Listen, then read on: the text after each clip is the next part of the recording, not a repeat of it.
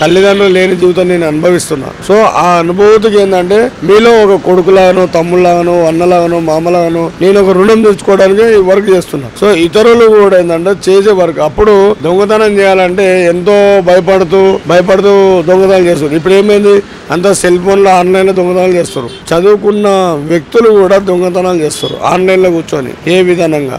So మన లైఫ్ని మనం తప్పు చేసి ఎవరు ఈ లవర్స్ కానీ ఇంట్లో చదువుకున్న పిల్లలు కానీ మనం తప్పు చేసి బాధపడడం కాదు. ఆ ప్రాబ్లం సాల్వ్ ఎలా కావాలి, ఇప్పుడు ప్రాబ్లం సాల్వ్ చేసుకోవాలంటే మనం చనిపోతేనే అయిపోతుందా? పేరెంట్స్ మనల్ని పెంచి పెద్ద చేసి ఇంత కష్టపడి మనకు తిన్నమా లేదా, పండుగ వస్తుంది పిల్లలకు బట్టలు కావాలి, వాళ్ళకి ఏది కావాలన్నా చూసేది పేరెంట్స్.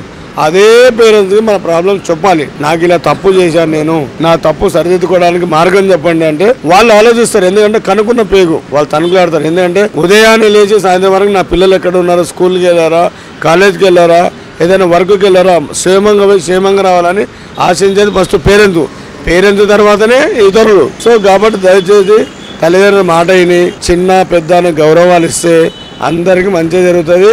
ఇలాంటి ఆలోచన రాదు కూడా, మనం పోయి చదవమనే ఆలోచన కూడా రాదు. కాబట్టి పేరెంట్స్కి విలువ ఇవ్వాలి. ఎందుకంటే పొద్దున్నే లేదు వండి పెట్టేది ఎవరు? తల్లిదండ్రులు.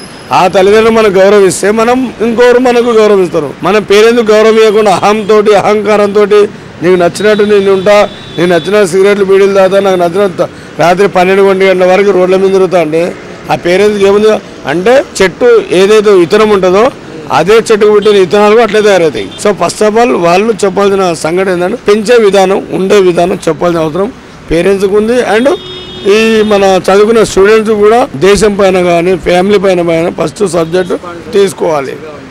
అంటే ఇప్పుడు అంతేగా అన్న అంటే అన్న అంటాం, ఏమరా అంటే ఏమరా అంటాం.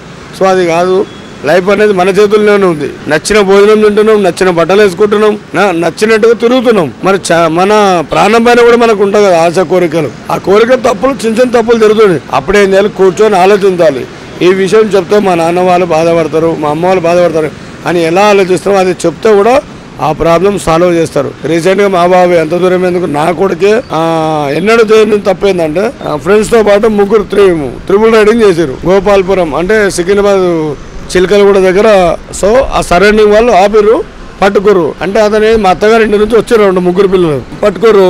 3 రోజుల వరకు నేను చెప్పలే అంటే ఒకటే మాట, సారీ నేను పలానా మంచి కొడుకుని అని చెప్పుకోవడానికి కూడా అంటే మా నాన్న పేరు ఏడు సరిపోతుందో అనే భయాన్ని లోపల పెట్టుకొని మా బాబు చెప్పలేదు. సో 3 రోజుల వరకు అంటే కంట్రోల్ ఆ సిచ్యువేషన్ సాల్వ్ చేద్దాం తనుకోవాలి. నేను ఆఖరికి ఏం జరిగింది, నేనేమనుకున్నా మా బాబు అత్తగారి ఇంట్లో ఉన్నాడా నేను అనుకున్నా, కానీ హైదరాబాద్లోనే 3 రోజులు ఉన్నాడు. ఆయన బట్టలు మన అవతారం మొత్తం మారిపోయింది. ఎర్లీ మార్నింగ్ దిగి నువ్వు కాలేజీలో ఉండాల్సిన గిడు అడిగే లోపలనే వాళ్ళ అమ్మకి చెప్పిన ఇది సిచ్యువేషన్ అమ్మాయి జరిగిందంటే నాతో మాట్లాడడానికి కూడా మనకు గుండె సరిపోతలేదు. సో అలాంటి సిచ్యువేషన్ మళ్ళీ నేను కోపంతో పోయి పోలీసు పోతే శివన్న మీ కొడుక అంటే డిపార్ట్మెంట్ మాకు వాళ్ళు ఇచ్చిన రెస్పెక్ట్కి శివన్న నీ కొడుక వాడు ఒక్క మాట కూడా చెప్పలేదు. వేణు అని పేరు చెప్తుండే కానీ నీ పేరు చెప్పలేదు అంటే భయం. మా నాన్న పేరు ఎక్కడ అంటే ఆ భయాన్ని కూడా అదిగో తప్పు నువ్వు కావాలని చేయలేదు. డిపార్ట్మెంట్ రూల్స్ ఉంటాయి, ఆ రూల్స్ అంగీకరించాలి. మనం ఒక మాట ఇట్లా పలానా కొడుకునంటే వాళ్ళు మన మీద ప్రేమతో పంపించచ్చు, లేకపోతే దానికి పనిష్మెంట్ చిన్నది ఏదో నువ్వు చేసే తప్పు మళ్ళీ చేయకుండా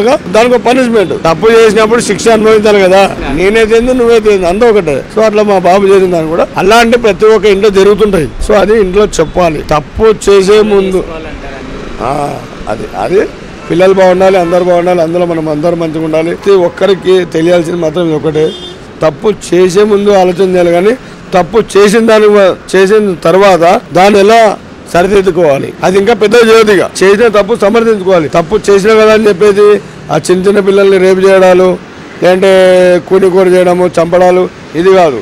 ఒక మనిషి తప్పు చేయకముందే ఆలోచన చేయాలి. ఇప్పుడు మిమ్మల్ని సోను సూద్ గారు కూడా కలిశారు, హీరోస్ కూడా కలుస్తుంటారు అంటారు కదా, సో ఏం చెప్పారు అప్పుడు? ఆయన ఒక రియల్ హీరో. ఇక్కడ మనం చేసే వరకు అతనికి నచ్చడంతో మన లైఫ్ కి ఒక చిన్న ఆదర్శం ఏంటంటే ఒక గొప్ప మంది మమ్మల్ని కలిసి మేము హ్యాపీ, ఐఎమ్ ప్రౌడ్ ఇక్కడ. సో ఫ్యూచర్ లో కూడా సార్ చెప్పిండు ఏ అవసరం ఉన్నా కూడా మాకు కాల్ చేయండి, నంబర్ ఉంది, ఫోన్ చేసి మాట్లాడండి, ప్రాబ్లం కరెక్ట్ సార్ అంటే వాళ్ళు సరైన లబ్ధులు అంటే వాళ్ళు పడే బీద వాళ్ళు, వాళ్ళకి ఏ దారి లేదు, వాళ్ళకి ఏదైనా మన లాంటి వాళ్ళు తప్పితే ఇంకెవరు లేరు అనే సమయం నీ చెవుకు చేరితే నువ్వు నాకు దాన్ని మనం రెస్పాండ్ అయ్యి మన తరపు నుంచి మనం హెల్ప్ చేద్దామని సార్ చెప్పిండు.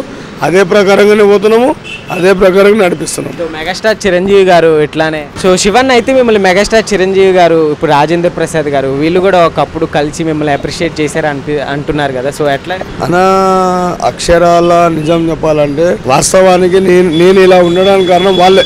అంటే వాళ్ళని చూసి